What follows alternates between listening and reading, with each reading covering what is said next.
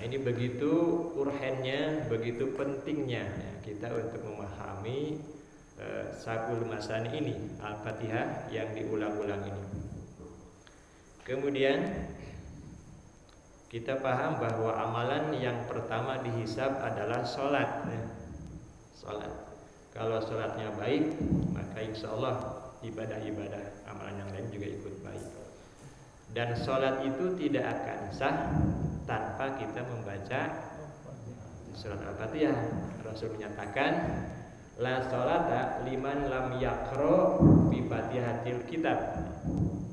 Jadi tidak akan sah sholat yang tidak dibacakan di dalamnya yaitu Fatihah ya. Nah, ini menunjukkan bagaimana ya pentingnya kita ya, bukan hanya membaca tapi barangkali untuk mengkaji, mentadaburi Al-Fatihah ini. Allah berfirman, walaqad yassarnal Qur'an lizikri fahal mimuz zakir. Dan sungguh kata Allah, kami telah mudahkan Al-Qur'an lizikri, untuk pelajaran. Fahal mimuz zakir. Apakah ada orang yang bisa mengambil pelajaran? Nah, mudah-mudahan kita bisa mengambil pelajaran dari setiap ayat di dalam Al-Quran ini. Bapak Ibu rahimakumullah, kita mulai dengan ta'awud ya, meskipun ta'awud ini bukan merupakan bagian dari ayat Al-Quran, tapi kita ini diperintahkan sebelum membaca Al-Quran untuk memohon pertolongan kepada Allah dari godaan setan yang terkutuk. Allah berfirman di dalam surat An-Nahl ayat 98, fa iza qara'tal Qur'an fasta'id billahi minasyaitonir rajim. Apabila engkau, kata Allah, membaca Al-Quran, fasta'id billahi minasyaitonir rajim, maka mohonlah pertolongan kepada Allah dari godaan setan yang terkutuk. Al-Quran ini adalah bacaan yang mulia, dan tentu setan senantiasa menggoda kita ya, untuk jauh dari Al-Quran. Mungkin terasa oleh kita ketika kita sedang tadarus baca Quran, tilawah ya. Gangguannya banyak Pak ya. Sibuk, ada waktu ya. Waktu ada, ngantuk. Nah, itu tidak terlepas dari bisikan-bisikan setan. Nah, para ulama ya, menjelaskan bahwa membaca ta'awud ini bukan hanya kita berlindung kepada Allah dari gangguan setan, tetapi juga sebagai pembersih ya, pembersih. Yang akan kita baca ini adalah firman Allah yang maha suci ya. Ya. Maka tidak layak orang membacanya kecuali orang yang suci, termasuk suci lisannya. Nah, jadi ta'awud ini bagaikan untuk mensucikan lisan kita. Mungkin lisan kita pernah dipakai untuk berdusta, mengumpat, dan lain sebagainya. Jadi lisan kita mungkin kotor. Dan tidak kurang layak kalau lisan kita yang kotor ini kita pakai untuk membaca Al-Quran yang merupakan firman Allah yang maha suci, yang maha bersih. Maka dengan ta'awud ini bagaikan kita sedang mensucikan, membersihkan lisan kita ya. Sehingga setelah kita membaca a'udzubillahi minasyaitonirrajim, kita berlindung dari godaan setan, dan mudah-mudahan lisan kita pun menjadi bersih dari dosa-dosa lisan kita. Baru kita memulai membaca Al-Quran.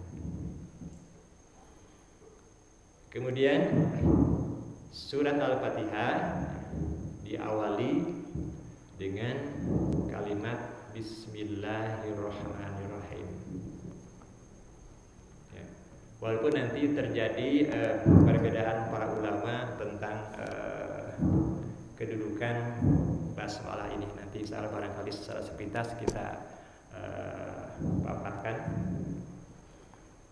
Dan keutamaan basmalah ini ya, hadis yang sangat populer yang insyaallah kita juga sudah hafal dan paham. Rasul menyatakan kullu amrin zibalin la yubda'u bismillahirrahmanirrahim fahuwa abtar.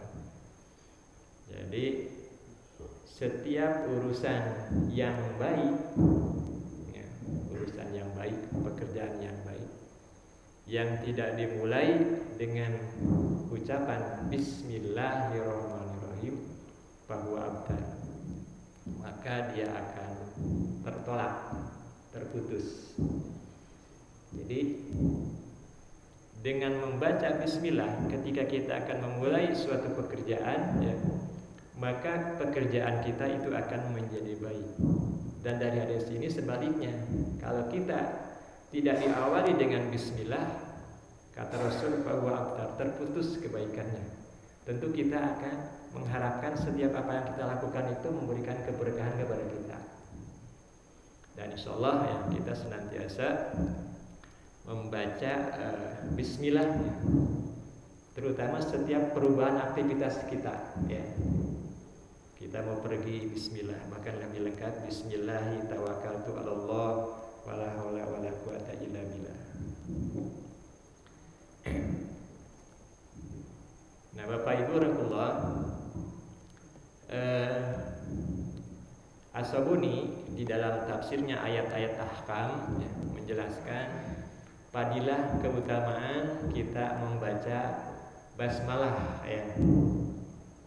Yang pertama sebagai tabarruk, ya. Tabarruk itu artinya mencari keberkahan. Ini yang saya sampaikan tadi, ya. Kita mau baca Quran, bismillah, itu sebagai tabarruk kita mencari keberkahan. Siapa yang akan memberikan keberkahan? Tentu Allah Subhanahu wa taala, ya. Sebab kalimat basmalah bismillah artinya atas nama Allah. Jadi kita mengharapkan keberkahan dari Allah Subhanahu wa taala. Ketika kita bekerja bismillahirrahmanirrahim, kita ingin mendapatkan bahwa pekerjaan kita itu berkah dan seterusnya.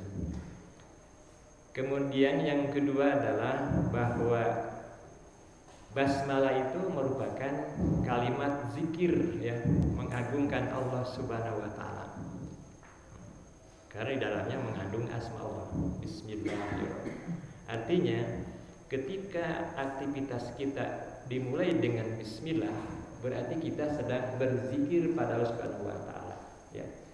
Zikir apa? Zikir lisan, dan tentu dibarengi dengan zikir qalbi, zikir hati. Karena yang kita ucapkan insya Allah akan meresap pada diri kita.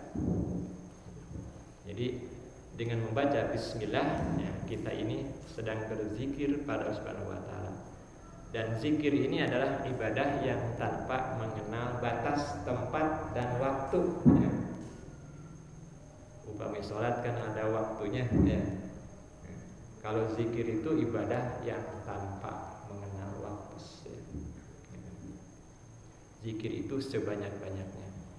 Dan insya Allah bismillah adalah merupakan bagian dari zikir kita untuk mengisi ruang-ruang kehidupan kita. Kemudian yang berikutnya kata As-Sabuni bahwa bismillah itu adalah mengusir setan. Kenapa? Karena dalam bismillah ada lafaz Allah, ya. Kita ingat kepada Allah, dan setan itu akan lari apabila diperdengarkan zikir, ya. Diperdengarkan keagungan Allah Subhanahu wa taala. Tadi pada saat adzan subuh, kalau kita menyaksikan, ya, setan itu kata Rasul pada larinya, ya. Ya, dia setan itu ketika adzan dimulai, adzan berkumandang, maka setan yang ada itu pada lari, ya, sambil menyemprotkan durot, ya. Durot itu apa?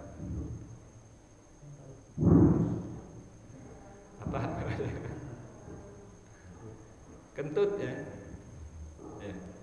Dia lari, ya, terpatang-panting, ya, ya, sambil menyemprotkan sesuatu, ya, bunyi yang mungkin oleh kita tidak kedengaran, ya. Nah, ya. Untung tidak kedengaran, ya. dan larinya juga tidak kelihatan oleh kita. Jadi setan itu lari sambil dia membunyikan sesuatu, durab. Ya. Nah, apa tujuannya? Supaya dia tidak mendengar suara azan itu, karena dia merasa tersakiti dengan lafaz zikir itu. Ya. Dan tentu dampaknya ya bagi kita ya, ketika adzan berkumandang kemudian kita tidak pergi ke masjid atau kita tidak melakukan sholat, barangkali ini pertanda kita itu terimbas oleh ketutnya setan ya, tertutupi ya. Na'udzubillahi min dzalik. Nah itu yang ketiga. Jadi basmalah ini adalah sebagai upaya kita menjauhkan diri dari setan, karena setan akan lari ya ketika kita berzikir pada Allah Subhanahu wa taala. Nah, kemudian yang berikutnya ini keutamaan basmalah adalah Bapak Ibu rahimakumullah, orang-orang musyrik ketika akan melakukan suatu pekerjaan dia memulainya dengan atas nama berhala. Nah, termasuk para tukang sihir Fir'aun ya, ketika pada saat itu mau adu kekuatan dengan Nabi Musa. Nabi Musa itu mukjizat ya. Kalau tukang sihir itu tentu dengan kekuatan sihirnya ya. Ketika tukang sihir Fir'aun itu akan memulai sihirnya, dia itu menyebut Fir'aun. Dia katakan sebelum dia melemparkan tongkatnya, sebelum dia melemparkan benang-benang untuk dijadikan sebagai ular-ular yang semu ya, dia katakan biijati Fir'aun innala nahnu ghalibun, demi kemuliaan Fir'aun ya, itu kata dia, sesungguhnya kita ini adalah akan menang. Nah, jadi itu ucapan-ucapan untuk meminta kekuatan. Dan bagi kita ya orang Islam memohon kekuatan hanya kepada Allah Subhanahu wa taala. Jadi ketika kita akan memenuhi sesuatu, kita mohon kekuatan pada Allah dengan membaca bismillah ya. Atas nama-Mu ya Allah, kami melakukan ini dan itu. Dan insya Allah setiap perbuatan yang diawali dengan bismillah, maka perbuatan kita selain berkah juga akan benar dan akan lurus. Sebab tidak mungkin ya seseorang membaca basmalah sementara pekerjaannya tidak baik. Nah itu beberapa keutamaan. Dan satu lagi bahwa keutamaan membaca basmalah adalah basmalah itu mengandung asmaul husna ya. Bismillahirrahmanirrahim ya. Di sana ada 3 nama Allah. Yang pertama lafzul jalalah, yaitu lafaz Allah itu sendiri. Yang kedua Ar-Rahman, yang ketiga Ar-Rahim ya. Rasul menyatakan inna lillah, sesungguhnya bagi Allah tis'ana wa tis'ina isman, mempunyai 99 nama. Jadi Allah itu mempunyai 99 nama. Man hafidoha dakhala jannah. Barang siapa yang membacanya Asmaul Husna dakhala jannah, maka dia ya pasti akan masuk surga. Di sana menggunakan dakhala bukan yadhulu ya. Meskipun belum terjadi, ketika menggunakan fi'il madhi, para ulama menyebutkan itu maknanya pasti ya. Jadi kalau bentuk lampau digunakan untuk yang akan datang, itu maknanya pasti. Dakhala jannah, maka pasti dia akan masuk ke surga. Nah, insya Allah Bapak Ibu sekalian ya, kita sudah hafal ya Asmaul Husna ya. Nah, barangkali tinggal oleh kita selain dihafal adalah kita juga memahami ya maknanya, memahami artinya, dan kita aplikasikan dalam kehidupan kita ya. Termasuk dalam berdoa ya, kita menggunakan Asmaul Husna ya. Kita mohon rizki kepada Allah, kita panggil Allah ya Razzaq, ya Ghani ya. Kita ingin mendapatkan ilmu, kita panggil Allah ya Alim ya. kita ini lemah ya, banyak kekurangan. Kita panggil ya Qawi, wahai Allah yang Maha Kuasa, ya Aziz dan seterusnya. Kita berlumuran dengan dosa dan kesalahan, Allah Maha Pengampun, ya Ghafar, ya Ampun. Nah, ini adalah aplikasi kita terhadap Asmaul Husna, dan basmalah itu mengandung Asmaul Husna. Nah, Bapak Ibu rahimahullah, tadi sudah saya sampaikan kedudukan basmalah ya di dalam Al-Qur'an. Jumlah surat di Al-Qur'an seperti yang sudah kita bahas pada bahasan waktu kita masih online ya. Jumlah surat itu ada berapa surat, Pak? Dalam Al-Qur'an 114 surat ya. Dan setiap surat itu diawali dengan Bismillah ya. Betul ya? Tapi ada satu surat yang tidak diawali dengan Bismillah. Surat apa? At-Taubah ya. Makanya ada sebagian ulama yang jumlah surat dalam Al-Quran bukan 114 tetapi 113. Kenapa 113? Karena surat At-Taubah itu dimasukkan ke surat sebelumnya yang ada bismillahnya, yaitu surat Al-Anfal ya. Tapi perbedaan pendapat ini tidak mengurangi isi Al-Quran karena masih etakan-etakan ini sama ya. Nah, tapi meskipun di surat At-Taubah ini tidak ada bismillahnya, tetapi jumlah bismillah tetap 114 ya. Ada di satu surat yang bismillahnya 2. Di surat apa, Bu? Pernah nggak membaca Quran ada bismillahnya di tengah-tengah? Pernah ya. Nah, itu ada di surat An-Naml ya, ayat 30 ya.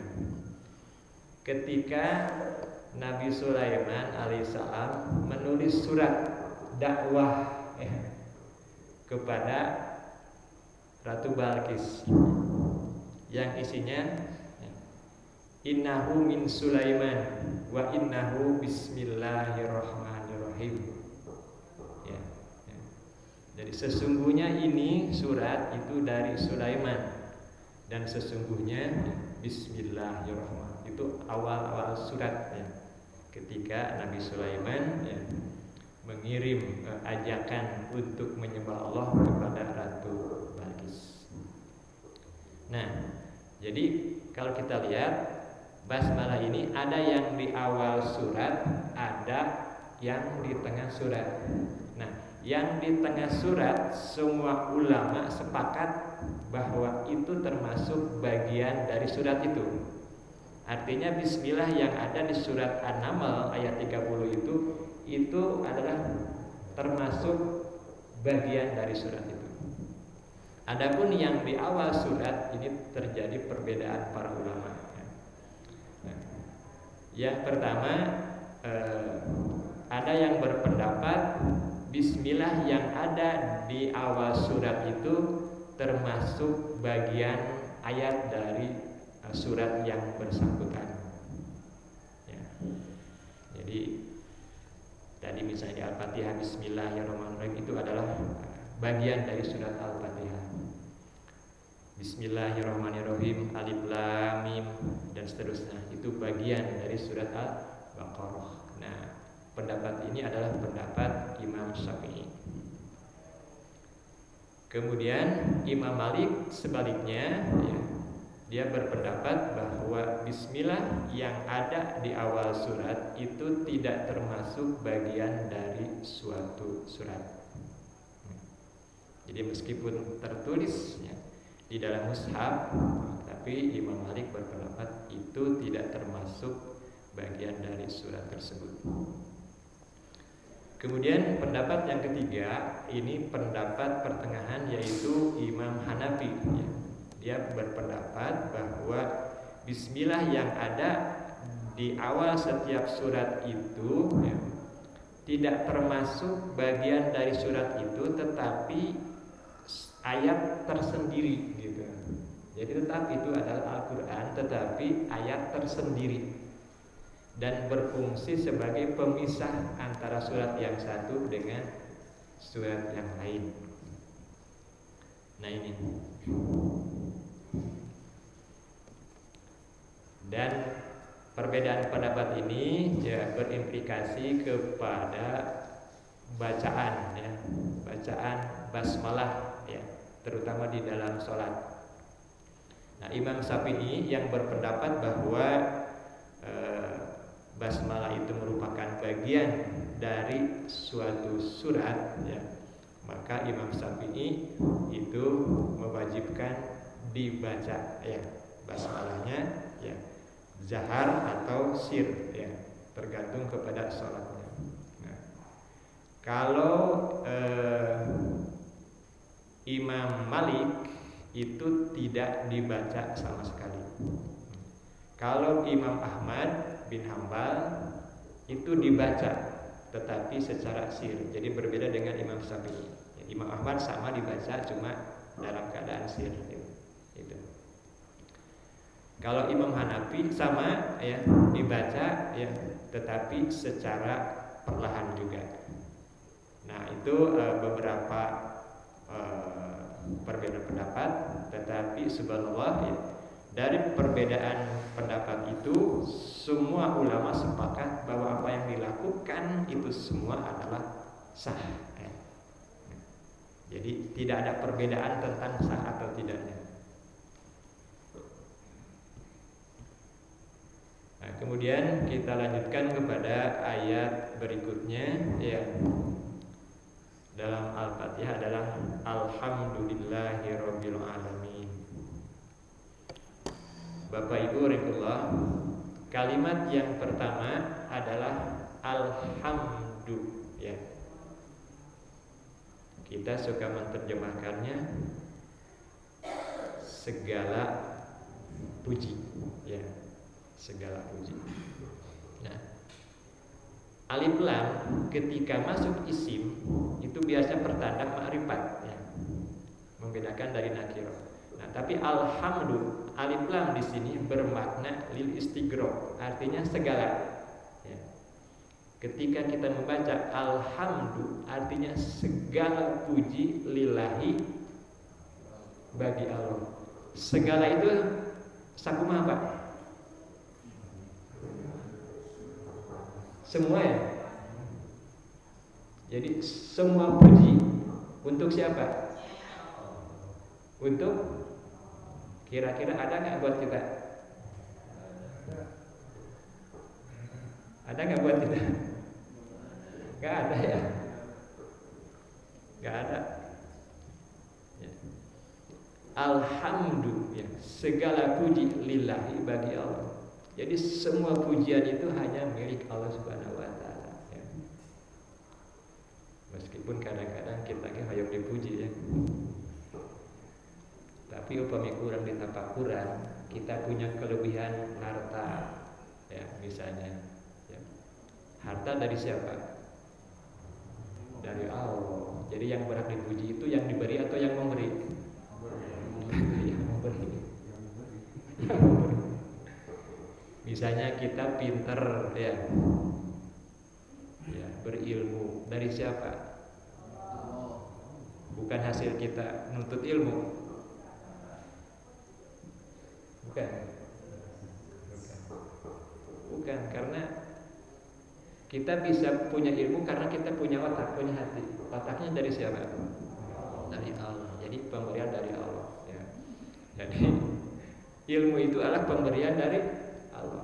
Makanya doanya juga kan Robbi zidni ilman. Ya Allah tambahkan kepada kami ilmu. Jadi Allah ya Allah. Dan menuntut ilmu itu adalah wasilah perintah dari Allah. Yang memberinya adalah Allah Subhanahu wa taala. Ketika misalnya kita ibu punya wajah yang cantik ya. Kecantikan itu dari siapa? Apakah hasil make up kita? Ya. Nah, dicoba direkayasa sehingga cantik. Dari Allah. Jadi yang berhak dipuji siapa? Allah yang memberi kecantikan itu. Ya. Makanya ketika kita bercermin, doanya kan alhamdulillah. Ya. Terus selanjutnya apa? Allahumma kama hasanta khalqi fahasin qulubi. Ya. Ya. Ya Allah, sebagaimana Engkau telah membaikkan wajahku, ya, maka baikkan pula akhlakku. Nah, jadi yang berhak dipuji adalah Allah. Nah, oleh karena itu, ya, para ulama menyebutkan bahwa kalimat alhamdulillah ini pertama adalah kalimat syukur, ya, mengakui, ya, bahwa nikmat itu hanya dari Allah, ya. Dan ini disebut dengan syukur bilisan. Yang kedua, alhamdulillah ini adalah doa yang paling utama. Nah, Rasul bersabda dalam sebuah hadis, Abdul dzikri la ilaha illallah. Seutama-utama zikir adalah kalimat la ilaha illallah.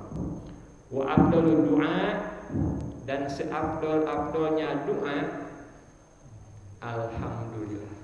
Jadi ternyata alhamdulillah itu adalah doa. Doa. Mengapa alhamdulillah itu doa? Alhamdulillah tadi termasuk kalimat syukur, ya. Dan syukur itu janji Allah, la in syakartum la azidannakum. Jika engkau bersyukur ketika dapat nikmat, kita membaca alhamdulillah, la azidannakum, kami akan menambah kepadamu. Kita mensyukuri ilmu, akan alhamdulillah saya ya punya ilmu sedikit, kita bersyukur ditambah oleh Allah. Kita punya rezeki, alhamdulillah, ya. Berapapun rezeki kita, ya, kita syukuri, ya. Karena kenikmatan ini sudah dibahas oleh Pak Haji Mutarom, ya, bahwa kebahagiaan itu terletak pada ridho kita, baik kepada apa yang dianugerahkan oleh kepada kita. Berapapun, asal kita ridho, itu menjadi kebahagiaan bagi kita. Itu. Jadi kebahagiaan itu bukan terletak pada nominal sekian-sekian, tetapi sejauh mana kita qanaah menerima anugerah Allah, ya. Itu. Nah, jadi alhamdulillah ini adalah pertama kalimat syukur, yang kedua adalah doa, ya. Doa. Ketika kita misalnya mendapatkan sesuatu, alhamdulillah, itu doa. Sesuatu itu akan ditambah oleh Allah Subhanahu wa taala. Nah, alhamdulillah. Allah yang kita puji itu adalah Rabbil Alamin, ya. Tuhan pencipta, pemelihara alam semesta, ya. Dan alam semesta ini, ya, adalah alam raya, jagat raya yang sangat luas, ya, ya, yang sampai saat ini belum ada ilmuwan yang mampu membayangkan di manakah batasnya alam semesta, gitu, ya. Gitu. Jangankan alam semesta, kita satu titik partikel bumi kita ini saja yang merupakan bagian dari jagat raya, ya, kita tidak bisa melihat di mana batasnya. Meskipun secara gambar mungkin bisa dituliskan bulat, ya, tetapi kita belum menemukan di mana batas bumi. Kalau yang mampu keliling dunia menemukan nggak batasnya? Walaupun secara akal batasnya itu ini sebetulnya, ya, itu yang atmosfer yang ada di atas bumi, itu batasnya, ya.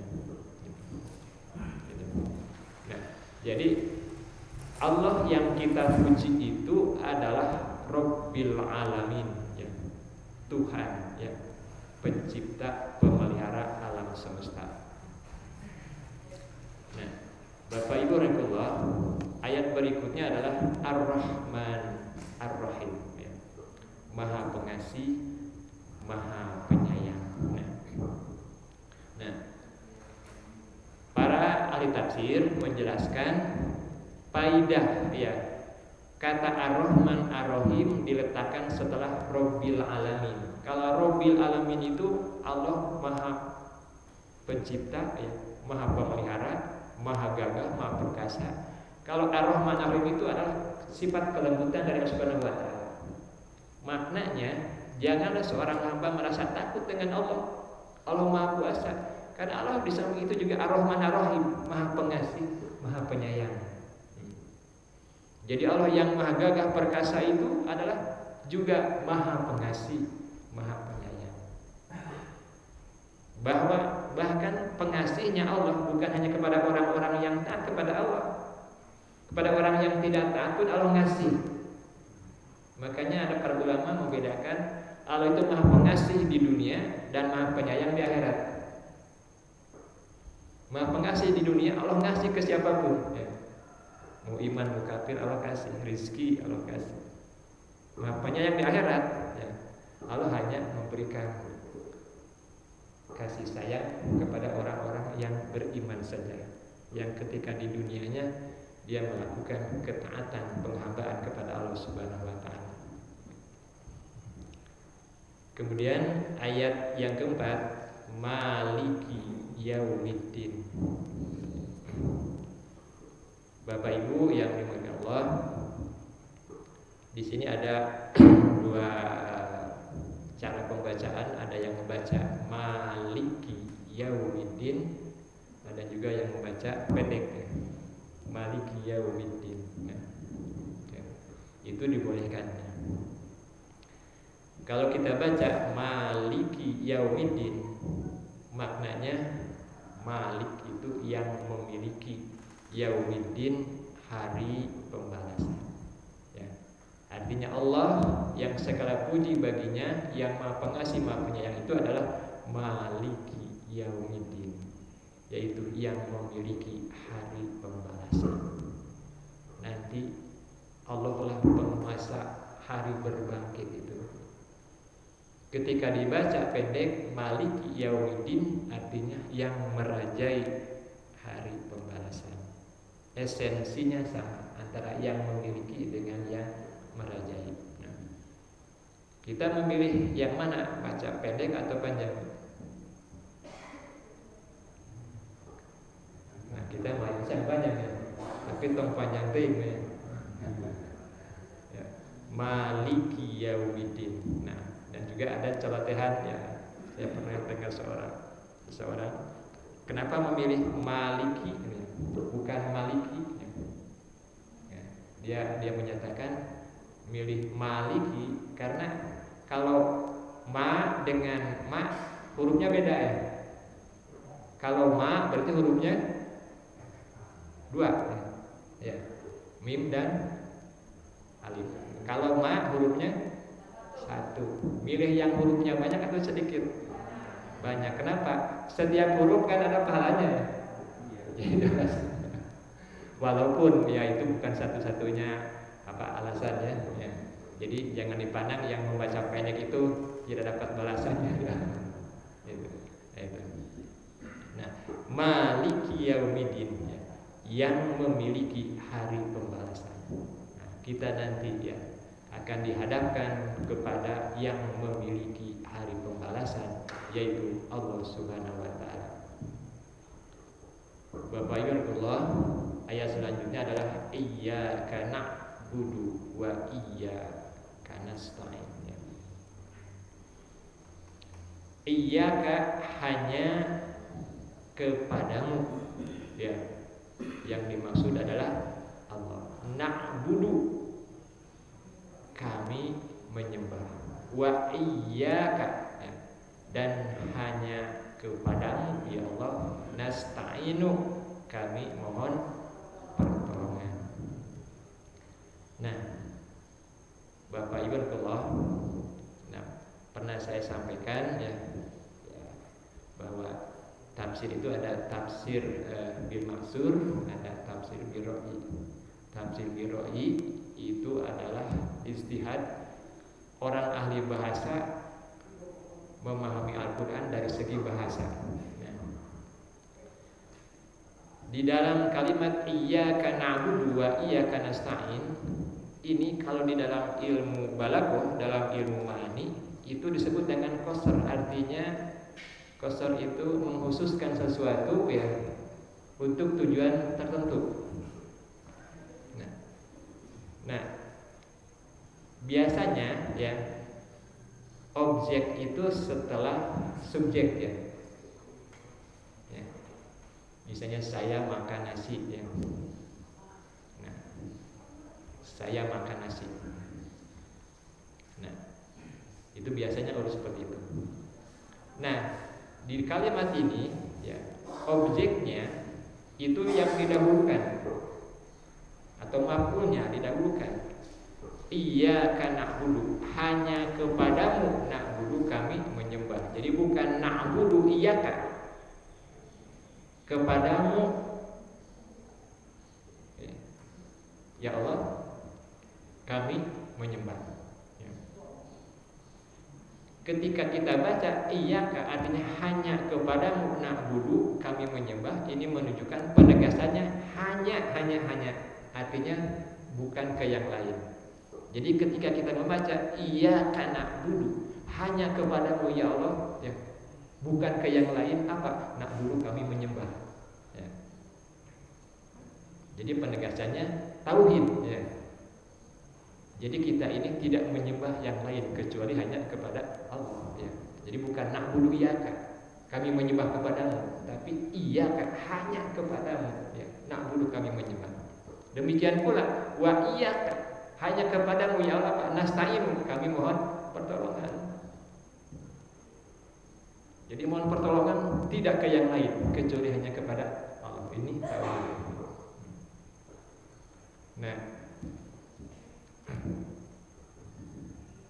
kemudian juga ahli bahasa yang memahami bahwa kalau kita lihat tadi alhamdulillahirabbil alamin ar-rahmanirrahim maliki yaumiddin ya. Itu domirnya dia ya. Tetapi ya, di ayat yang ini domirnya adalah menjadi dekat mutakalim, artinya orang kedua. Kalau yang pertama tadi hu itu orang ketiga, artinya jauh. Tetapi di ayat ini orang kedua iyyaka hanya kepadamu. Ketika kita membaca hanya kepadamu, kira-kira orangnya ada enggak? Dekat enggak? Dekat. Jadi ketika seseorang membaca iyyaka hanya kepadamu, berarti mu-nya itu Allah itu sangat dekat dengan kita. Iyyaka hanya kepadamu ya Allah na'budu kami menyembah. Begitu dekat seorang hamba ketika dia sedang sholat. Yang diucapkan iyyaka hanya kepadamu ya Allah na'budu kami menyembah, wa iyyaka nasta'in dan hanya kepadamu ya Allah kami mohon pertolongan. Setelah itu adalah kita membaca ihdinas siratal mustaqim, tunjuki kami kepada jalan yang lurus. Ihdinas siratal mustaqim ya. Ihdinas ini adalah mohon hidayah, mohon petunjuk. As-siratal mustaqim ya, kepada jalan yang lurus. Dan as-siratal mustaqim ini seperti yang pernah kita bahas dalam kajian sebelumnya, as-siratal mustaqim ditafsirkan oleh ayat berikutnya. Ini yang disebut dengan tafsir bil maksur, yaitu ayat ditafsirkan oleh ayat ya. Jadi as-siratal mustaqim ditafsirkan dengan siratal ladzina an'amta alaihim ghairil maghdubi alaihim waladdallin. Bahwa yang dimaksud siratal mustaqim adalah siratal ladzina an'amta alaihim, yaitu jalannya orang-orang yang engkau pernah beri nikmat kepada mereka. Siapa? Yaitu jalannya para nabi, para siddiqin, orang-orang saleh. Jadi kita mohon jalan yang seperti itu. Ghairil maghdubi alaihim, bukannya jalan orang-orang yang engkau murkai, waladhdallin, dan juga bukannya jalan orang-orang yang kau sesatkan. Bapak Ibu Allah, terakhir akan saya sampaikan ya sebuah hadis ya dari Abu Hurairah radhiyallahu anhu bahwa Nabi sallallahu alaihi wasallam bersabda ya, yang selalu juga sering disampaikan ya, sebagai review bagi kita kaitannya dengan bahasan kita surat Al-Fatihah. Qala Allah Ta'ala, Allah Subhanahu wa taala berfirman dalam hadis qudsi, qasamtus salat, kata Allah ya, aku membagi salat itu baini wa baina abdi nisfain. Jadi salat itu aku bagi, kata Allah, antara aku dan antara hambaku, dua bagian ya, dua bagian. Wali abdi masalah, dan bagi hambaku apa yang dia minta. Fa iza qala abdu, kata Allah ya, ketika hambaku ya berkata alhamdulillahi rabbil alamin. Jadi ketika kita membaca alhamdulillahi rabbil alamin, maka qala ya, qala Allah Ta'ala, Allah menjawab ya, hamidani abdi, hambaku telah memujiku ya. Jadi subhanallah. Jadi ketika kita sholat, ketika kita membaca apa, itu adalah dialog kita dengan Subhanahu wa Ta'ala. Ketika kita membaca alhamdulillahirabbil alamin, kata Allah hamidani abdi, hambaku telah memujiku. Kemudian ketika kita membaca ar-rahmanir rahim, Allah berfirman asna alayya abdi, hambaku telah menyanjungku. Maliki yaumiddin, kemudian kata Allah majadani abdi ya, hambaku telah mengagungkanku.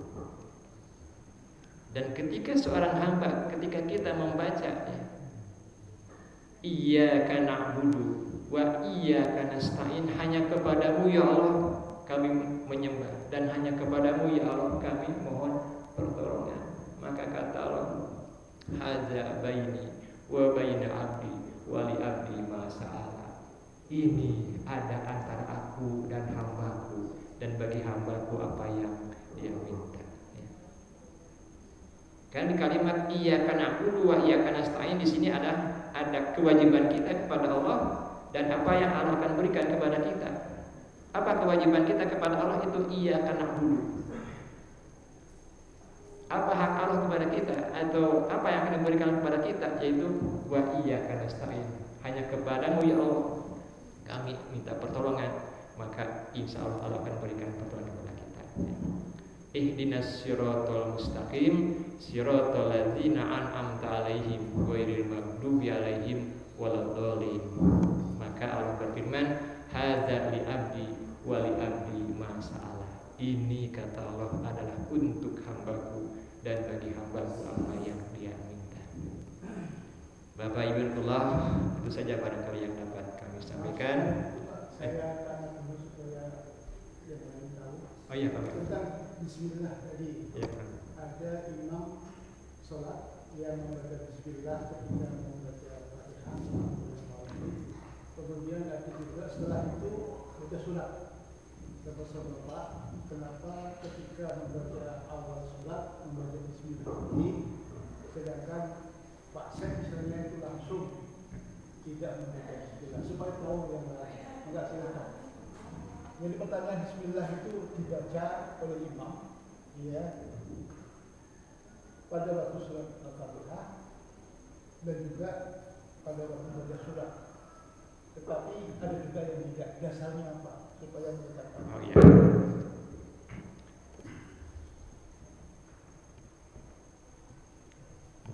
Iya, barangkali supaya ini ya Pak ya.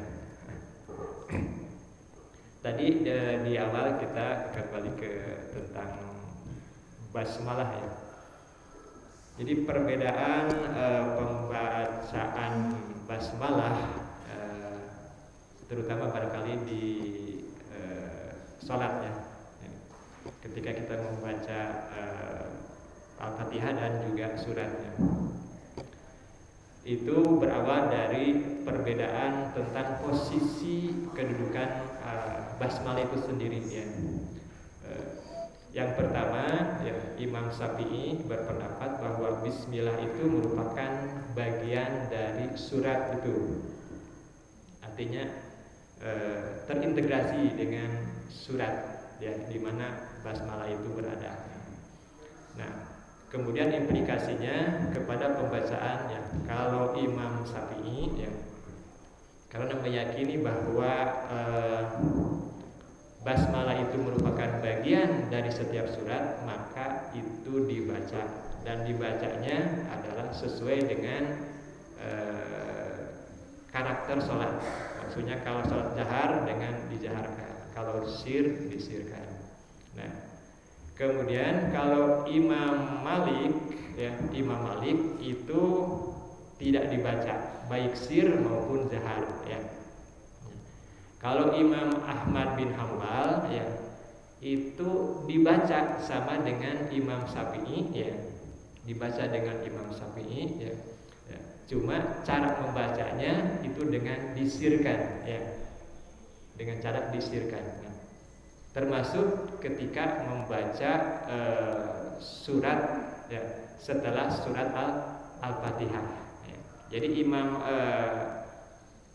Ahmad bin Hambal, ya, itu sama dengan Imam Syafi'i, cuma caranya saja, ya, sir dengan jahar. Nah, kalau Imam Hanafi, ya, Imam Hanafi tadi yang berpendapat bahwa basmalah itu bukan bagian surat, ya, tetapi itu ayat tersendiri yang Allah turunkan. Nah, apa bedanya dengan Imam Malik tadi? Kalau Imam Malik menyatakan dia itu bukan surat Al-Quran, tapi Imam Hanafi itu dia pandang itu surat Al-Quran tetapi terpisah dari surat itu. Misalnya di surat Al-Baqarah, ya. Ya. Kalau Imam Syafi'i bismillahnya itu Al-Baqarah itu termasuk Al-Baqarah, ya. Tapi kalau Imam Hanafi itu tidak termasuk Al-Baqarah, ya. Tetapi itu ayat tersendiri tapi termasuk juga Al-Quran yang fungsinya sebagai pemisah. Nah, bagaimana membacanya? Membacanya Imam Hanafi itu sir juga, ya. Termasuk juga di surat-surat yang lain, ya. Nah, tapi setiap imam ini itu dalilnya ada, ya. Dan semuanya kalau kita kaji itu dalilnya kuat, ya. Dan juga dicontohkan oleh para sahabat. Dan barangkali nanti kalau Bapak Ibu yang penasaran, barangkali nanti akan saya sampaikan juga karena waktunya sebentar sekarang, tentang dalil-dalil mereka. Dan imam-imam yang ini pun adalah berdasarkan apa yang dilakukan oleh para sahabat, karena para sahabat sendiri juga itu berbeda-beda di dalam membaca basmalahnya. Barangkali begitu Pak Haji untuk sebenarnya. Sedikit, Pak Haji biasanya Bismillah dalam Fatihah dikeraskan, kemudian bacaan suratnya kadang-kadang Bismillah dikeraskan, kadang-kadang di tengah surat Pak Haji tidak mengeraskan. Itu dasarnya. Oh iya, yang itu. Oh, kalau iya, ya, yang itu Pak, ya. Nah, iya, iya. Kalau tengah-tengah surat, ya, memang dasarnya itu dasarnya Bismillah itu kan awal dari setiap surat. Jadi kalau tengah berarti tidak ada basmalahnya. Itu Pak yang. Ya, terima kasih. Ya, ya. Supaya tahu. Oh iya, iya, iya. Oh, yang di tengah-tengah, ya, misalkan potongan ayat, ya, gitu. Ya, potongan ayat, ya. Mungkin ada yang lain Pak, barangkali yang.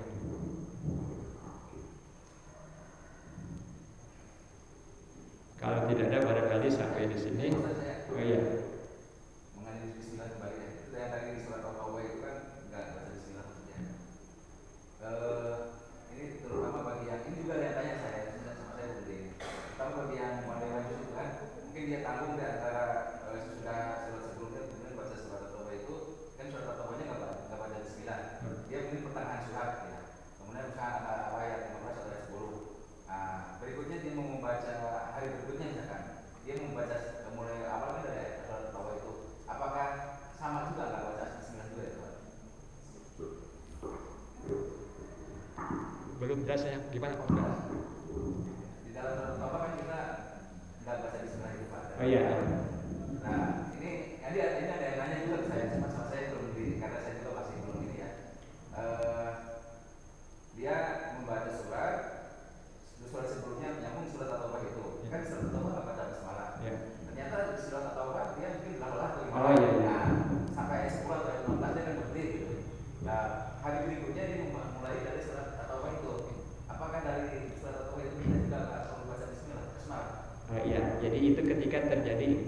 Kalau kita mengacu kepada hadis yang tadi ya, kullu amrin zibalin la yubda bismillah bahwa aktar gitu ya. Jadi setiap perkara urusan yang tidak dimulai dengan bismillah maka terputus. Maka kalau tujuannya adalah untuk memulai ya, maka insya Allah ya itu di sana membaca kita awali dengan bismillah bismillah ya. Dan tidak dikaitkan dengan bahwa di at-taubah itu tidak ada bismillahnya. Tidak ada bismillahnya. Jadi insya Allah itu menjadi kebaikan. Barangkali Pak Haji bisa menambahkan. Jadi ketika membaca surat At-Taubah di tengah kemudian mungkin ada jeda dulu ya. Nah, apakah pakai bismillah? Cuma kalau saya berpendapat dengan hadis yang tadi ya, kullu amrin zibalin la yubda bismillah bahwa aktar gitu ya. Jadi artinya hadis itu bersifat umum begitu, Ya. Ya. Begitu Pak Eka. Ada juga yang berpendapat bahwa kalau membaca Al-Quran hanya a'udzubillahi minasyaitonir rajim. Ya, betul. Bismillah. Faiza qara'ta Al-Quran fasta'idz billahi minasyaitonir rajim. Itu bagaimana? Jadi ada orang berpendapat tak perlu baca bismillah karena perintahnya dalam Quran adalah faiza qara'ta Al-Quran fasta'idz billahi minasyaitonir rajim. Jadi hanya a'udzubillahi minasyaitonir rajim. Gimana menurut? Ya, betul. Ya, memang di kita mungkin barangkali menjadi pemahaman yang berbeda karena setiap ini ya. Memang yang secara nyata jelas diperintahkan itu adalah faiza qara'tal Qur'an fasta'in billah. Ya, makanya barangkali ada orang yang langsung a'udzubillahi minasyaitonir rajim langsung ya, gitu. Jadi tidak pakai bismillah ya. Walaupun mungkin ada juga yang bismillahnya dalam hati karena tidak usah terlalu berusaha ya. Cuma juga tidak berarti salah kalau misalnya orang yang setelah ta'ud kemudian bismillah karena ada hadis yang tadi ya. Tetapi barangkali yang yang mulai awal surat ya, terutama yang di awal surat itu pasti ada bismillahnya dibaca. Kalau yang di tengah-tengah kan bisa saja yang itu ya. Walaupun juga bisa boleh pakai bismillah seperti yang tadi kasus yang Pak Eko tadi ya. Walau alam bisawab gitu ya. Yang jelas tujuannya sama-sama bahwa kita ingin mendapatkan keberkahan SWT ya. Jadi semuanya menuju kepada ridha Allah ya. Itu. Ya. Mungkin sampai di sini pilihan boleh guys. Ya, terima kasih Bapak Allah ya. Yang benarnya datang Allah Subhanahu wa taala dan yang salahnya karena kebodohan dari saya sendiri ya. Subhanallahi wa bihamdika asyhadu an la ilaha illa anta Allahumma anfa'na bima 'allamtana wa 'allimna ma yanfa'una wa zidna ilman. Rabbana atina fid dunya hasanah wa fil akhirati hasanah wa qina adzabannar. Subhana rabbika rabbil izzati amma yasifun wa salamun alal mursalin walhamdulillahi rabbil alamin. Wassalamualaikum warahmatullahi wabarakatuh.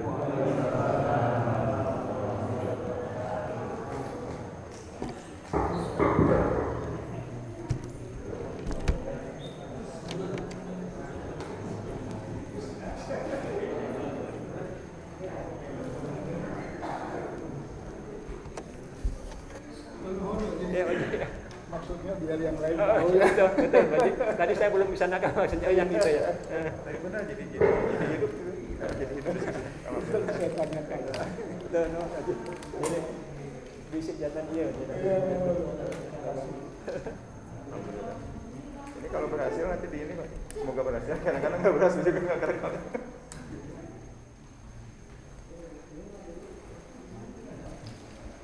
Jadi itu kalau di pertengahan surat Pak. Dan mungkin ada yang Kenapa kita ya?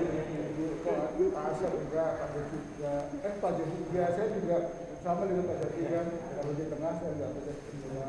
Karena udah supaya mereka tahu lah. Betul Pak ya. Ya.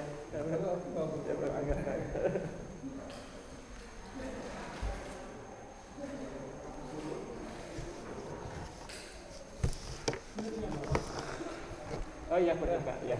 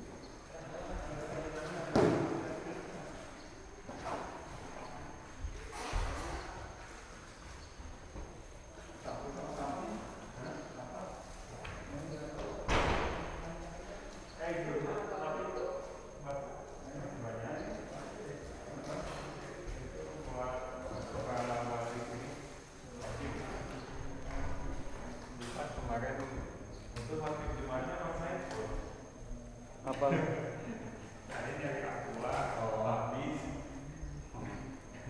Belum habis jadi buat stok buat sisanya. Ini udah belum? Iya.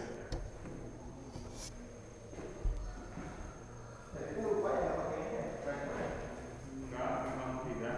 Jadi kemarin saya udah tawarin kepada nanti jadi gua yang ibu-ibu juga kelihatan, terus yang gua di sini takutnya nggak kelihatan kalau ditaruh di tengah juga.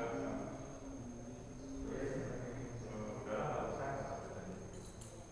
Udah ditawarin sih. Yang apa? Proyek ditawarin. Michael. Ya sudah tawarin. Kecuali proyektornya dua. Iya.